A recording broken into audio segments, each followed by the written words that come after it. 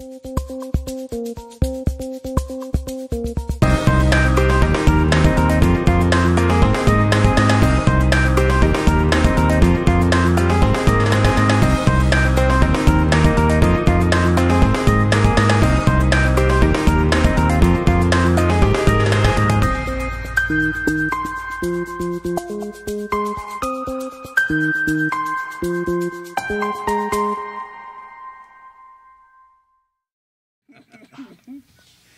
right, so we're live. We're live. Hey, welcome to DTLT. Hi, everybody. Welcome to DTLT today. Today. And That's my line. Today. And so today we've got some guests here. We're talking Occupy Wall Street. And I had a little bit of back and forth. Again, I think Leslie just wanted an excuse to be on the DTLT Today show again. So we've got her on here, but Noise Professor's in here as well. And we're talking about Occupy Wall Street, which is interesting because last night at 2 o'clock in the morning, Mayor Bloomberg issued an order for the police to go down and evict everyone from Occupy Wall Street from, Zuccati Park? Zuccati Park, yeah. Zuccati Park. And so they went down there, they evicted them, they destroyed all of the tents, threw everything away, threw away their books in their library, just basically shut it down, cleaned it out. And now there's a big issue going on in New York where they're trying to get back in, and the police are actually blocking them from getting back into the park. And I made some controversial tweets this morning, or at least one, where I basically said, you know, is it wrong of them to do that? When it becomes a tent city, when it becomes this situation where people are living there 24/7, eating and really occupying a public space, does the government have, and the people in that government have a right to say, you know what, this was actually a public space and not something that was meant for people to, you know, a campground? Well, I'll do a little bit of clarification here before we bring our guests in. Zuccati Park is not officially a public space. Okay. It's actually a private space owned by one of the big developers in New York, Zuccati. Okay. That was actually, because of part of they screwed up on one of the buildings, they made it too high. They had to actually grant public access 24/7 to that park. So they were by law required to grant public access to the park, but ironically, it's private property. So it's not technically like, it's not taxpayer funded. Because they couldn't have even have done this in America in a public park. Right. So like in Washington Square Park, they won't let them stay overnight. Right. So it's almost like a loophole. Yeah, I wondered about that because, you know, in other places that's been the catch, right? You know, you can occupy in Oakland and other places, but after a certain period of time, when the government says, okay, we actually have rules about this and we let you do it long enough, they can shut them down. And I wondered how they were able to go 2 months without being shut down. Well, didn't they shut down Oakland last night too?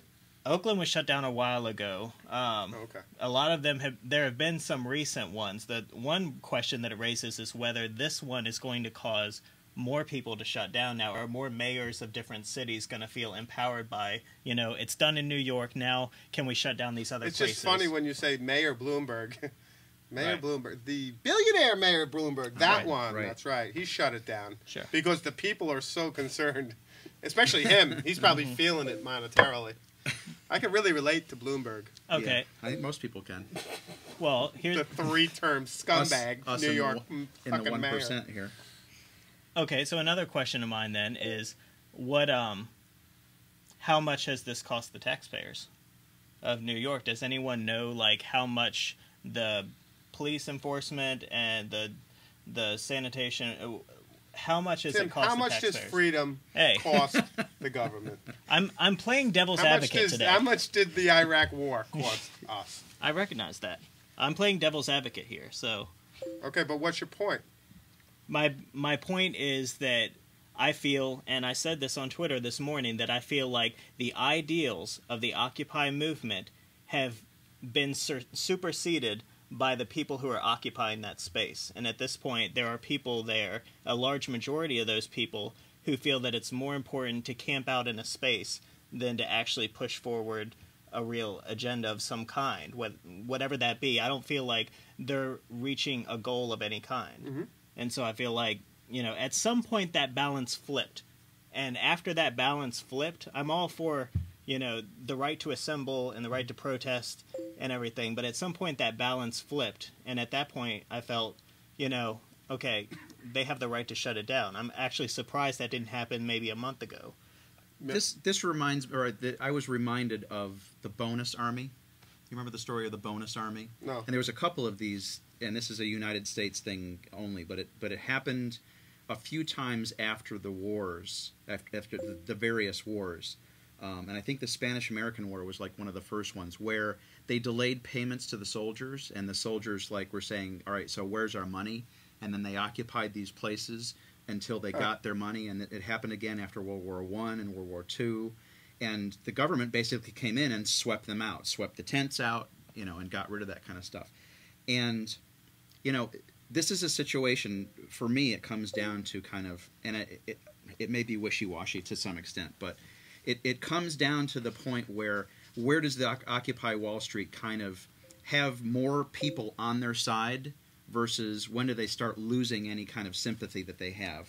And I think they're getting to the point where they've reached that saturation point where they can start to fall off the other side and start losing people and start getting people away from their cause. They're not protesting for any specific grievance or thing that they aren't getting from the government. So at this point, everybody kind of knows that their whole idea is we're the 99%. We're not well represented in government and other areas of economic life. And they made that point very well, in my opinion, and they're still looked favorably on. And it's almost like, okay, I don't want them to get swept out, but I would kind of like them to say, all right, we've made our point, and we'll go to the next phase of this. Yeah. Leslie, I want to give you a chance to respond because I know you're chatting and we're not really able to see the chat that's up in the Google Hangout, but you had a lot of back and forth with me this morning, more related to this idea of, we talk more about the homeless as opposed to Occupy, but at this point, it's hard to tell the difference between the two. So I think some of the same things apply in terms of tent cities and things like that. So I want to give you a chance to reply and talk about some of the things that you're thinking. Well, on the one, is it really loud over there? No, we can hear you. Down. We can hear you good. Okay. Well, on the one hand, certainly you are having homeless people that are occupying that space, but really, this is kind of a reflection of the difficulty that they face on a regular basis. It's not just maybe in the last 2 months they've had the opportunity to have a somewhat stable place to stay, but the homeless situation aside, there's people that are down there that are at least it is in Occupy Montreal. There are people that are down there holding that space not because they don't have another place to live, but because by occupying a physical space, you also begin to occupy a space in conversation, a place in the public discourse. And once you get ousted from that physical space, it becomes a lot easier to then turn off the conversation, to tune out those ideas that have come about over the last couple of months as a part of the Occupy movement. I like that point a lot that Leslie's making. And actually, Leslie's point builds on something that David Harvey wrote recently that I think is really important to think of, this idea of discourse and public discourse. And he really attacks social media at the same time. So I think it's relevant to some of the stuff. But I'm going to read quickly. It's a paragraph, so forgive me. But this is from a David Harvey article on Occupy Wall Street. He says, for the first time, there's an explicit movement to confront the party of Wall Street and its unalloyed money power. So he's a Marxist, no two ways about it. The street in Wall Street is being occupied. Oh, horror upon horrors. By others, exclamation point. Spreading from city to city, the tactics of Occupy Wall Street are to take central public space, a park or a square, close to where many of the levers of power are centered, and by putting human bodies there, convert public space into political commons, a place for open discussion and debate over what the power is doing and how best to oppose its reach. This tactic, most conspicuously reanimated in the noble and ongoing struggle centered on Tahrir Square in Cairo, has spread across the world. Plaza del Sol in Madrid, Syntagma Square in Athens, now the steps of St. Paul's in London, as well as Wall Street itself. It shows us that the collective power of bodies in public space is still the most effective instrument of opposition when all other means of access are blocked. What Tahrir Square showed to the world was an obvious truth, that it is bodies on the street and in the squares, not the babble of sentiments on Twitter or Facebook, that really matter. Yeah. And I think that's really interesting.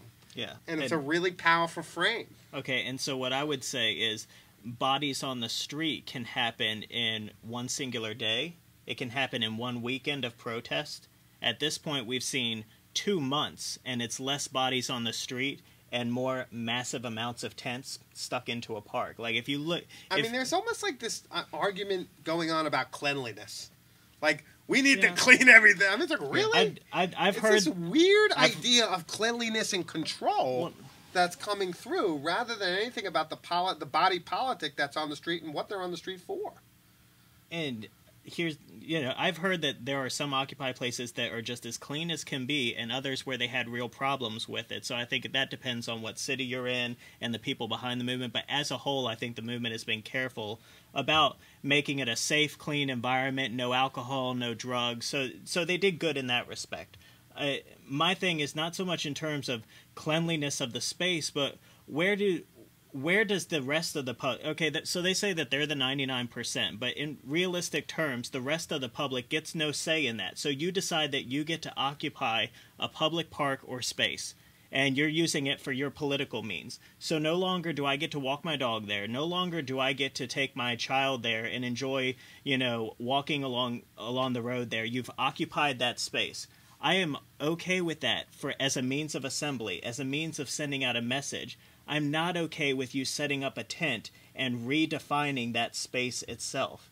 Leslie said something earlier this morning about what if as a ukulele player I wanted to play in a park? Why shouldn't I be allowed to do that? And I think you should. What I don't think you should be allowed to do is set up permanent infrastructure, a stage, an arena, and say that this is what my movement, this is defining who I am and what I want to do, and as a public space, I should be allowed to do this. At some point, your rights are superseded by the rights of the whole.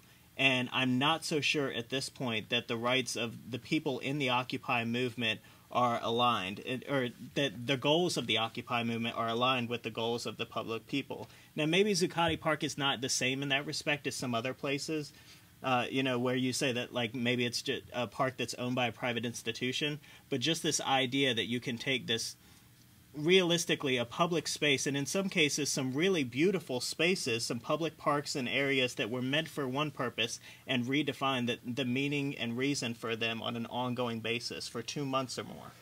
I'm gonna get down to the practical question again. At some point, what would be the thing that the people demonstrating say, okay, we've got this and we'll leave? Because obviously they can't stay there for years upon years. I mean, and there's the argument of how long they can stay and all that sort of thing. None of these other places that you mentioned, are they still there 10 years later or whatever? So at what point do the Occupy Wall Street people say, okay, we got what we want and we're going to leave now? What would that thing be that they get?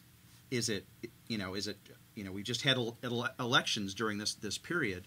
Mm-hmm. Nothing there indicates that there's any kind of change that's going to happen. So what is it that they would get? And I just, like I say, I think that they start to get to a point where nothing has happened. And the other point in there is this idea of the public square. We don't have these designated, like back in the Revolutionary days. It used to be, Faneuil Hall. Yeah. Or other places where people would go to protest their issues. Yeah. We don't really none of those spaces are set up anymore. And that's right. We don't do enough protesting, in my opinion. We do it in Washington and various places, and that stuff happens. That's our backyard. Well, the argument that you could make there is that when the government defines these allocated spaces for protesting, exactly. It's usually out of the public's eye. Yeah. You've got your free speech zones in certain areas, and they make quite sure that you're not disturbing the real people by what you're doing. It's also apparent that the powers that be, and that there is power, there is a class war going on. Mm-hmm. And it's a class war of money. Mm-hmm. It's a class war of power. And this class war is actually defining public space so that people can't aggregate and have a discourse around so many of the things. So, you know, whether or not it's about cleanliness or I wish me and my kid could go to the park and without these goddamn scumbags with all the tents, it's about the idea that there is not right now an apparatus publicly through our system to protest some of the injustices that have been systematized. And that's what Occupy Wall Street is. Sure. And so I would hope that, you know, when you see Mayor Bloomberg and the police come in there or any other city and basically say, it's time to clean up, kids, that you'd understand that, yes, maybe they need to articulate what they want, but one of the greatest things about Occupy Wall Street is the refusal to articulate Sure. what they want. Sure. But at the same time, it's like, it's just the very example that Bloomberg and them are going to come in and they're going to, you know, dictate the means of this relationship again, and then public discourse, like Leslie said, kind of disappears as that public space is cleaned up and sent back to normal so that the bankers can have their coffee there in the morning. Right. It's, you know, it's problematic. None of our problems go away. Yeah. Anything to add, Leslie?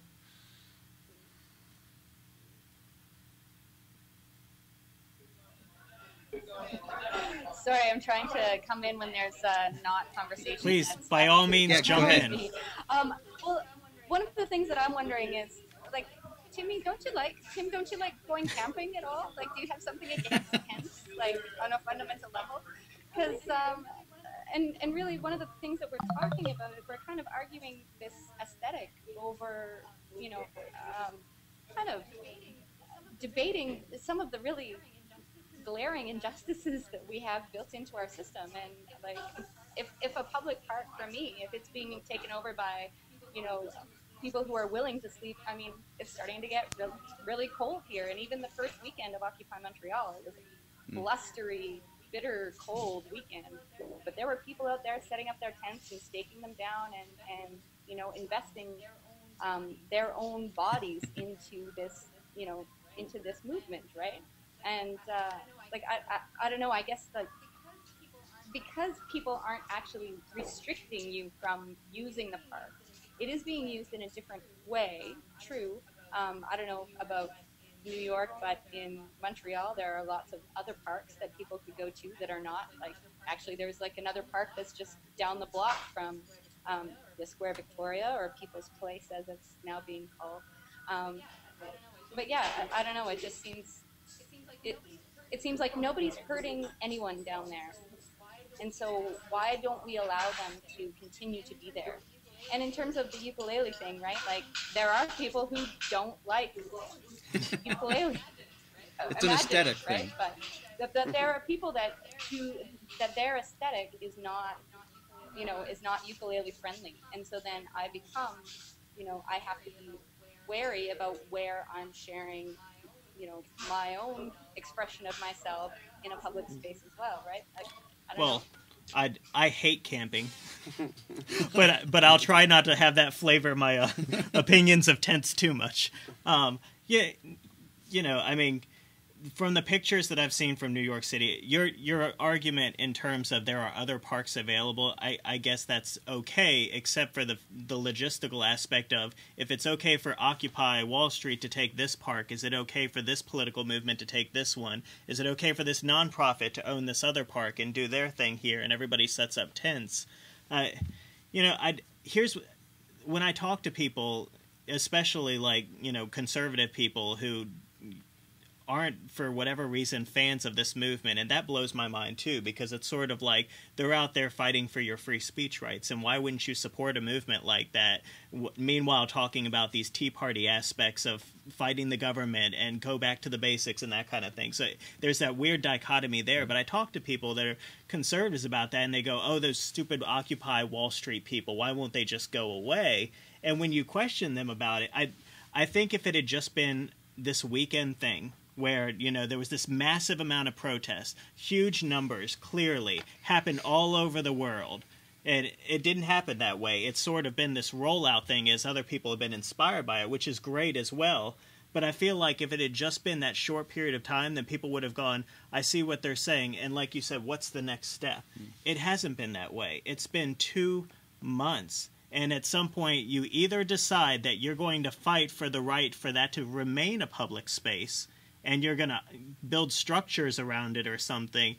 Not that I have anything against tents, but the space changes. Like the pictures I've seen, there is no walking room other than squeezing between these tents. Like it is no longer even a publicly passable park. I mean, these tents cover the entire area. And when people see a tent city, they automatically assume that they're homeless people. So there's that too. I wish you would spend your energy more at a local planning board with all these strip malls and how they designed Central Park and the nightmare that is kind of rural Virginia turned suburbia, right, rather than worrying about a goddamn park with a bunch of tents. I'm not worried about it. I'm saying that they were right. Let me talk. To evict them. Let me talk. And the other thing, young man, is what this demonstrates over time is that, the city governments, the state apparatus, however you want to look at this, is threatened immensely by the aggregation and the congregation of people who have an issue. Mm-hmm. And that's what this is about. This isn't about keeping this parks clean. This isn't about, I wish those damn Wall Streeters would shave and not look so hippie. I wish that too. I hate the hippie aesthetic. But the idea is, you like this stuff and then this stuff. I don't like. No, I wish they were angrier. I wish they had guns. You know what I mean? I wish, in fact, that this was a little bit more aggressive. But that's just my opinion. Sure, that's your aesthetic. The bottom line is the fact that no matter what the congregation, and peaceful is probably the more intelligent, is you're gonna see that the state ultimately uses violence to stop it. Mm-hmm. And that's really scary. We saw it in Cairo, we saw it in Iran, we saw it in Madrid, we're seeing it in the U.S., all over the U.S. We're no different. Right? This whole idea of the democratic U.S. and freedom, yeah, we could tolerate it up to a point. No, we're more conservative than that. Okay. Than a lot of those places. I agree. Do you feel like due diligence wasn't done on the part of the government in terms of getting them out there without violence? I don't think due diligence on the part of the government was done in terms of controlling the moneyed aristocracy. The banks. Completely different That's what this is about. Yeah, no, that is not the argument. The argument is not about tents and parks. The argument is about there is a small number of people who are choking the average working class folk into a complete convulsion. Mm-hmm. And to the point now where we're ready to occupy parks to make our point. But is that doing any good? All right, so let's say that everyone gets that now. Let's say that things can move forward now, and things. No, what Leslie said. People get that. The fact, and it's what Leslie and David Harvey really echo what Leslie was saying, is having people in the street in those public common spaces really makes a difference. The state is not stupid. Corporations are not stupid. They know that once you get them out, people forget. They go back to watching their football or playing with their little iPad or their iTouch or their iPhone. People like to be entertained beyond the fact of what's staring them in the face. When it stares them in the face, you can turn off Twitter, you can turn off your Facebook. You can frame what you're seeing. When someone's in your face poor and saying, look, the government has freaking robbed me and drained me of my life savings because they're freaking vampires, it's a little harder to ignore that. Okay, one other distinction. I know we're running long here. I'll try to help you out here. I know Andy's got to go at some point. What's stopping people from, and again, I hate to sound like I'm hating on tents, but what's stopping people from, instead of setting up camps and food pantries and libraries and wireless networks, simply marching every day? What makes it different in that you get to set up a space where you live and redefine the space that you're in as opposed to the traditional protest? No matter how long it is, nobody would have kicked anyone out had it been traditional protest. Even if it goes on for 2 months, if every single day people are out there marching, they're exercising their right. And I wonder that there's not some way, I don't see how that could be shut down as your right to assemble. However, what they're doing is something different in my eyes. I think you're being a little naive. I mean, well, okay, you've been on this street for the past, 40 days. You need to go over to this street this time. You need to move over to this area. It's like the free Right. zone thing. So our student aid says that could have happened, that government could say you're not allowed to march here, you're not allowed to march there, and that could happen. But my point in that... They're doing it right now with Zuccati Park. They'll do it no matter what. But I feel like the Zuccati Park thing and actually occupying a space overnight for 2 months is different than assembling and peacefully protesting. Different in kind, but that's all. Let's also remember that, and I'm going to get real pedantic on this, I guess, but the idea is that the protest, the constitutionality of the protest, is to redress the government. There is no government entity that they are protesting in these areas, and this is kind of where my argument is. It's that they need to channel this in the right area. I agree with the protest and the idea of the protest, and I agree with that there constantly being this need to be in the face of people to remind them what's going on. But ultimately, there's some change that they want to have happen. And they are not redressing these issues with their government. They're out there protesting, and to me, it starts to lose this effectiveness. And the other, sad to say, the other part of this effectiveness is whether the media, in its incredibly short attention span, can ever generate enough kind of, we'll keep covering this until it's over. Right now they're kind of saying, all right, this story is waning. So we're going to start to move on to other things. Whatever the next, celebrity who gets in trouble is, we need to move on to that.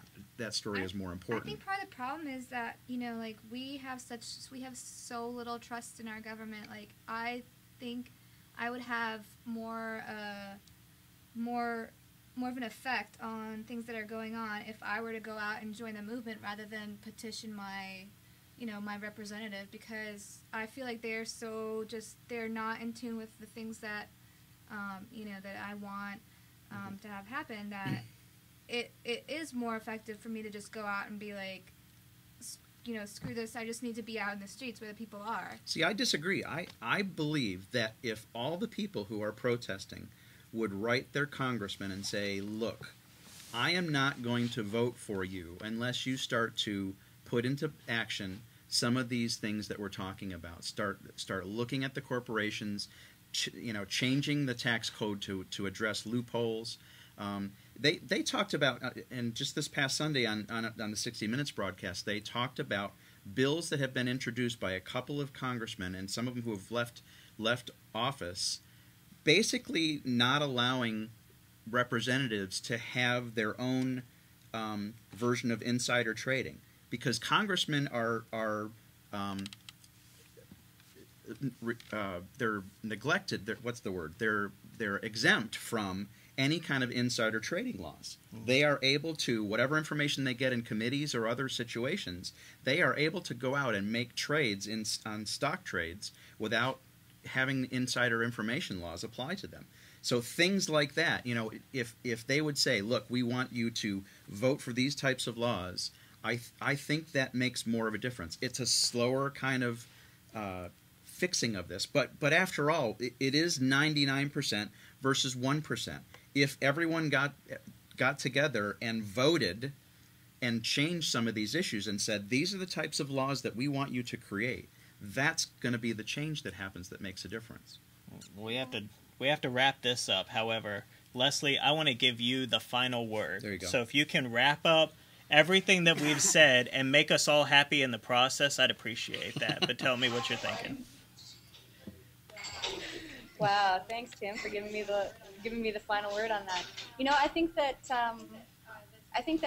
this whole Occupy Wall Street movement has been, I don't know, I guess you could call it an existential revolution.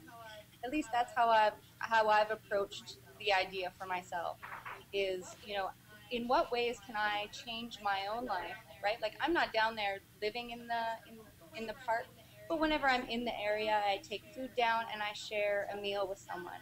And I sit down and I talk to them about, okay, what is it that you're here for? Why are you participating in this movement? And then how do you take that back and make a difference and have an effect in your day-to-day life, right? Because on a certain level, you know, it's all rhetoric and, you know, government corporations and all this kind of business. But on another level, it's something that you can do in your life, like on a day-to-day basis. And so I guess that's where the real revolution actually happens. Well said. agree. Existential revolution. I like that. I do too. Nice. All right. Oh wait, there and For life. For life. Nice touch. All right. Thanks everybody for watching. Take care. We'll see y'all Thank you. later.